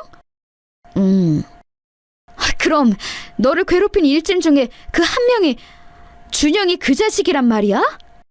응, 맞아. 준영이 형이 그 일진 중에 대장이야. 그래서 더 못 말한 것도 있어. 그래도 사촌형이니까. 뭐라고? 그럴수록 더 얘기를 했어야지. 어머님 진정하시고요. 이럴 때일수록 아이들을 탓하시면 안 됩니다. 일단 절차대로 제가 처리하도록 하겠습니다. 저는 너무너무 화가 났습니다. 아이들의 학교 폭력에 시달린 것도 가슴이 찢어지는데 그 주동자가 딴 사람도 아닌 아이들의 사촌형이라니 저는 이대로 가만두어선 안 되겠다고 생각했습니다. 그 길로 집에 돌아와 동서에게 전화를 걸었습니다. 여보세요? 이봐 동서, 준영이가 학교에서 일진인 거 알고 있었어? 그리고 일진이랍시고 우리 도영이 도준이를 심하게 괴롭혔다네? 네? 에이, 어디서 헛소문 들이신 거 아니에요? 우리 준영이가 얼마나 착한 앤데요. 벌써 증거 다 모아서 애들 담임선생님께 제출했어. 우리 이번 일 그냥 안 넘어간다? 기다리고 있어. 뭐라고요? 아니, 형님! 동서에게 그렇게 선전포고를 하고 며칠 뒤 담임선생님으로부터 학교폭력위원회가 열린다는 안내 전화를 받았습니다. 언제까지 아이들과 함께 학교에 오면 된다고 하셨습니다. 저희는 절대 선처를 안 해줄 생각을 가지고 그 자리에 참석했습니다. 가해자 학부모들도 역시 자리를 했습니다. 거기에는 당연히 동서도 있었고요. 안녕하세요. 저는 이번 학교폭력위원회 위원장을 맡은 학생부장 쥐황교입니다. 먼저 이런 일로 학부모님들을 뵙게 되어 굉장히 유감스럽게 생각하게 됩니다. 전해주신 신고 내용은 꼼꼼히 잘 살펴보았습니다. 임준혁 학생의 주도로 준혁 학생의 친한 친구 몇 명과 함께 임도영, 임도준 학생을 괴롭힌 사실은 분명하게 입증이 되었습니다. 그런데 왜 그러세요, 위원장님? 무언가를 말하기 머뭇거리는 위원장님께 제가 재촉하듯 물었습니다. 아무래도 이 사태를 주도한 준영 학생과 도영, 도준 학생의 관계가 친인척 관계에 있다 보니 이 사안을 학교폭력위원회에서 다루기보다는 개인의 가정사로 보아 동서지간에 계신 두 학부모님들께서 합의하에 원만하게 해결하시는 것이 좋을 것 같다는 의견이 나왔습니다. 뭐라고요, 위원장님? 이건 분명하게 학교폭력이라고요. 사촌 관계 여부를 떠나서 아이들이 분명하게 괴롭힘을 받았다고요. 아이들 팔에 이 담뱃불 자국 안 보이세요? 그것이 저희도 참 유감스럽습니다만 정이 그 부분이 마음에 걸리시면 친족 간의 상해죄로 따로 고소를 하심이. 이게 무슨 경우예요 도대체? 지금 학교가 할 일을 개인에게 책임을 떠넘기는 겁니까? 다시 한번 유감스럽게 생각합니다. 아무튼 이것으로 이번 학교폭력위원회는 마치는 것으로 하고 준영이 어머님과 도영, 도준이 어머님은 따로 남아서 이야기를 나누시지요. 그럼 저희는 이만. 참, 어이가 없네요. 이봐요 위원장님. 이번 일 그냥 안 넘어갑니다. 학교가 해야 할 마땅한 일을 태만하게 처리했다고 교육청에 신고하겠습니다. 형님, 이제 그만 좀 하시고 저랑 얘기 좀 해요. 뭐? 학교폭력위원회와 다른 학부모들이 도망치듯 스리슬쩍 자리를 피하자 동서가 저를 막아서며 말했습니다. 저는 일단 동서와 이 일에 대해 어찌 처리할지 논의부터 해야겠다고 생각했습니다. 형님, 제가 준영이 이 녀석 따끔하게 혼냈어요. 그러니 좋게 이번 한 번만 넘어가요. 네? 그게 무슨 말도 안 되는 소리야. 우리 애들은 아직 준혁이한테 사과 제대로 못 받았어. 그래서 이렇게 오늘 우리가 애들 데리고 만난 거 아니에요. 야, 임준혁, 너 도영이 도준이한테 빨리 사과해. 알았다고. 야, 임도영, 임준혁, 형이 미안했다. 그냥 장난으로 그런 거였는데 그렇게까지 힘들어할 줄은 몰랐다. 자, 도영아, 도준아, 형이 사과하잖아. 얼른 받아줘야지. 그만해, 동서. 이게 이딴 식으로 구렁이 담 넘어가듯이 해결될 일이야? 애들이 받은 상처는 어떻게 하고? 이렇게 애들한테 억지로 사과하고 사과받게 해서 그냥 쉽게 끝내려고? 절대 안 되지. 참, 형님도 애들이 크면서 사촌 형제들끼리 그럴 수도 있는 거지 뭘 그렇게 역정을 내세요? 뭐? 사촌끼리 그럴 수도 있어? 니네 사촌은 니한테 담배빵 내고 막 그러니? 에이, 형님도 흥분하신다. 그럼 뭐 합의금이라도 드리면 돼요? 애들 병원비랑 정신적 피해 보상금이랑 이런 거요? 형님이 필요하신 게 애초에 그거였구나? 야! 너 이리 와봐. 너 오늘 나랑 아주 끝장을 보자. 저를 마치 애들 이용해서 합의금 뜯어내려고 혈안이 된 사람 취급하는 동서의 말에 너무 화가 나서 저는 이성을 잃고 동서에게 달려들었는데 저희 아이들이 말리고 나섰습니다. 아이고 엄마 그만해. 형이 사과했으니까 우린 됐어. 그만하고 가자 얼른. 그만하긴 뭘 그만해.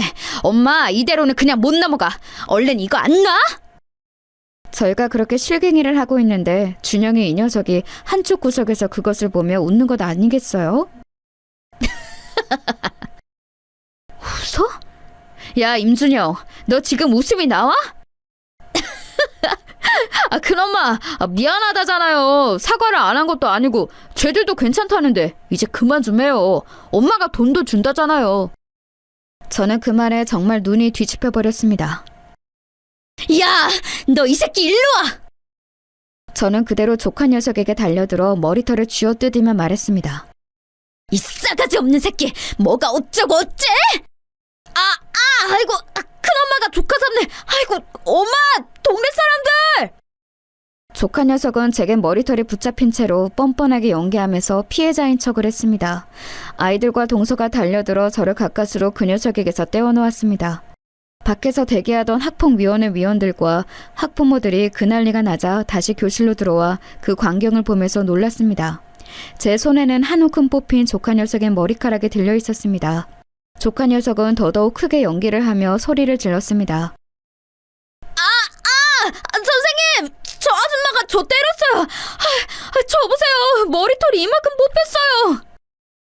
제가 널브러진 채로 씩씩거리고 있자 위원장 선생님이 다가와서 한쪽으로 저를 부르며 말했습니다. 저 어머님, 이러시면 문제가 더 커집니다. 오히려 준영 학생 측에서 폭행죄로 걸고 넘어질 수도 있어요. 그 얘기를 듣는데 아차 싶었습니다. 제가 제 화를 못 이겨 저쪽에서 유리한 빌미를 제공했구나 생각이 들었습니다. 자자자, 아이들도 서로 사과를 했다고 하니 오늘 위원회는 이렇게 마무리 짓는 걸로 하시죠. 위원장 선생님이 얼른 사태를 수습했고 그날 위원회는 그렇게 찝찝한 채로 끝이 났습니다.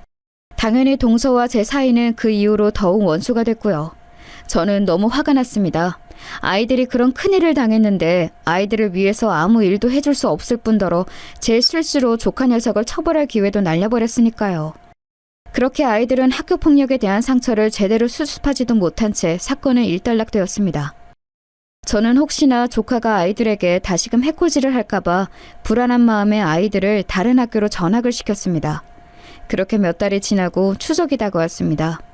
저희 간에 있었던 일을 전해들은 시어머니는 저와 동서가 화해를 했으면 하신다면서 저희를 명절을 빈매로 한자리로 모이게 했습니다. 게다가 이번 추석 당일은 제 생일과 겹쳤기에 웬일로 시어머니가 제 생일도 함께 챙길 겸 꼭 오라고 하셨습니다. 저는 그 자리에 가기가 죽기보다 싫었지만 제가 아이들을 위해서 사태 수습을 제대로 못한 책임도 있고 남편과 서방님의 관계도 생각해서 이번 한 번만 숙이고 가기로 했습니다. 그렇게 다가온 명절이자 제 생일날 지난번 학폭위원회 이후로 찝찝함을 서로가 아는 채로 함께한 그 자리에서 저희는 서로 어색한 인사를 나누었습니다. 오셨어요, 형님? 그날 이후로는 처음이네요. 저는 형님이 당연히 이 자리에 안 올 줄 알았어요. 나도 어머님 얼굴 봐서 나온 거니까 괜히 긁지 마. 나 아직 동서에 대한 화 안 풀렸어. 아이고, 그건 저도 마찬가지네요. 그날 준영이 머리털 다 뽑혀가지고 며칠간 얼마나 고생했는지 아세요? 그래, 준영아. 큰엄마가 그날은 미안했다. 학교는 잘 다니니? 도영이, 도준이는 전학 가서 잘 살고 있다. 그럼요. 학교 애들 신나죠. 그래? 신나? 신나겠지. 그땐 아무런 처벌도 안 받고 그냥 넘어갔으니까 신나야 말이 되지. 아니, 형님. 왜 애를 보자마자 시비 거세요? 아이고, 그만! 내가 이러자고 너희 부른 줄 아니? 저와 동서의 묘한 신경전을 시어머니가 제지하고 나서셨습니다. 이제 그만하고 큰애미는 얼른 저녁 준비하거라. 밥 먹으면서 대화를 좀 해보자꾸나. 네, 어머님. 저는 다시 한번 남편과 서방님 그리고 아이들의 면을 생각해서 꼭 참기로 하고 저녁을 준비했습니다. 그날은 추석 당일이기도 하면서 제 생일이기도 해서 저는 큰맘 먹고 준비해온 한우 세트를 꺼내서 굽기 시작했습니다. 아니, 애미야, 이게 웬 소고기냐? 네, 어머님. 오늘이 제 생일이잖아요. 제가 큰맘 먹고 쏘는 거니까 마음껏 드세요. 제가 어머님과 얘기하고 있는데 동서가 껴들면서 얘기했습니다. 어머, 형님이 웬일로 소고기를 다 준비하셨대요? 동서 좋으라고 준비한 거 아니니까 그냥 잠자코 먹어. 하긴 미안하기도 하시겠죠? 자라나는 애 머리를 다 쥐어뜯어 놓았으니 그럼 이건 뭐 일종의 합의금인 셈인가요? 저는 옆에서 비아냥거리는 동서의 말에 이성의 끈이 끊길랑 말랑하게 직전까지 갔습니다. 뭐? 동서 지금 뭐라 그랬어? 아니, 그렇잖아요. 그때 제대로 된 병원비도 제대로 못 받았는데 저희가 그냥 이걸로 합의금 받은 셈 칠게요. 안 그래도 형편도 어려우실 텐데 이 정도로 퉁치죠. 야, 너 진짜 죽고 싶어? 합의금? 합의금은 받아도 내가 받아야지. 내 새끼 때문에 우리 애들 가슴은 갈기갈기 찢어졌는데. 그게 왜 우리 준영이 때문이에요? 우리 애가 분명히 사과했잖아요. 진짜 웃기네. 아, 됐어요. 안 먹으면 그만이지 뭐. 애초에 우린 이딴 싸구려 고기는 안 먹어요. 아니, 그리고 소고기는 드실 줄이나 아세요? 돼지고기도 제대로 구경 못 해봤을 것 같은 양반이? 저는 그 말에 모든 이성의 끈을 놓고 동서의 귀싸대기를 올려붙였습니다. 이게 지금 무슨 짓이에요, 형님? 그래, 나 소고기 먹을 줄도 알고 너도 접힐 줄 알아. 더 맞아봐라, 이년아! 저는 연신 동서의 싸대기를 올려붙이며 홀심이 두들겨 팼습니다.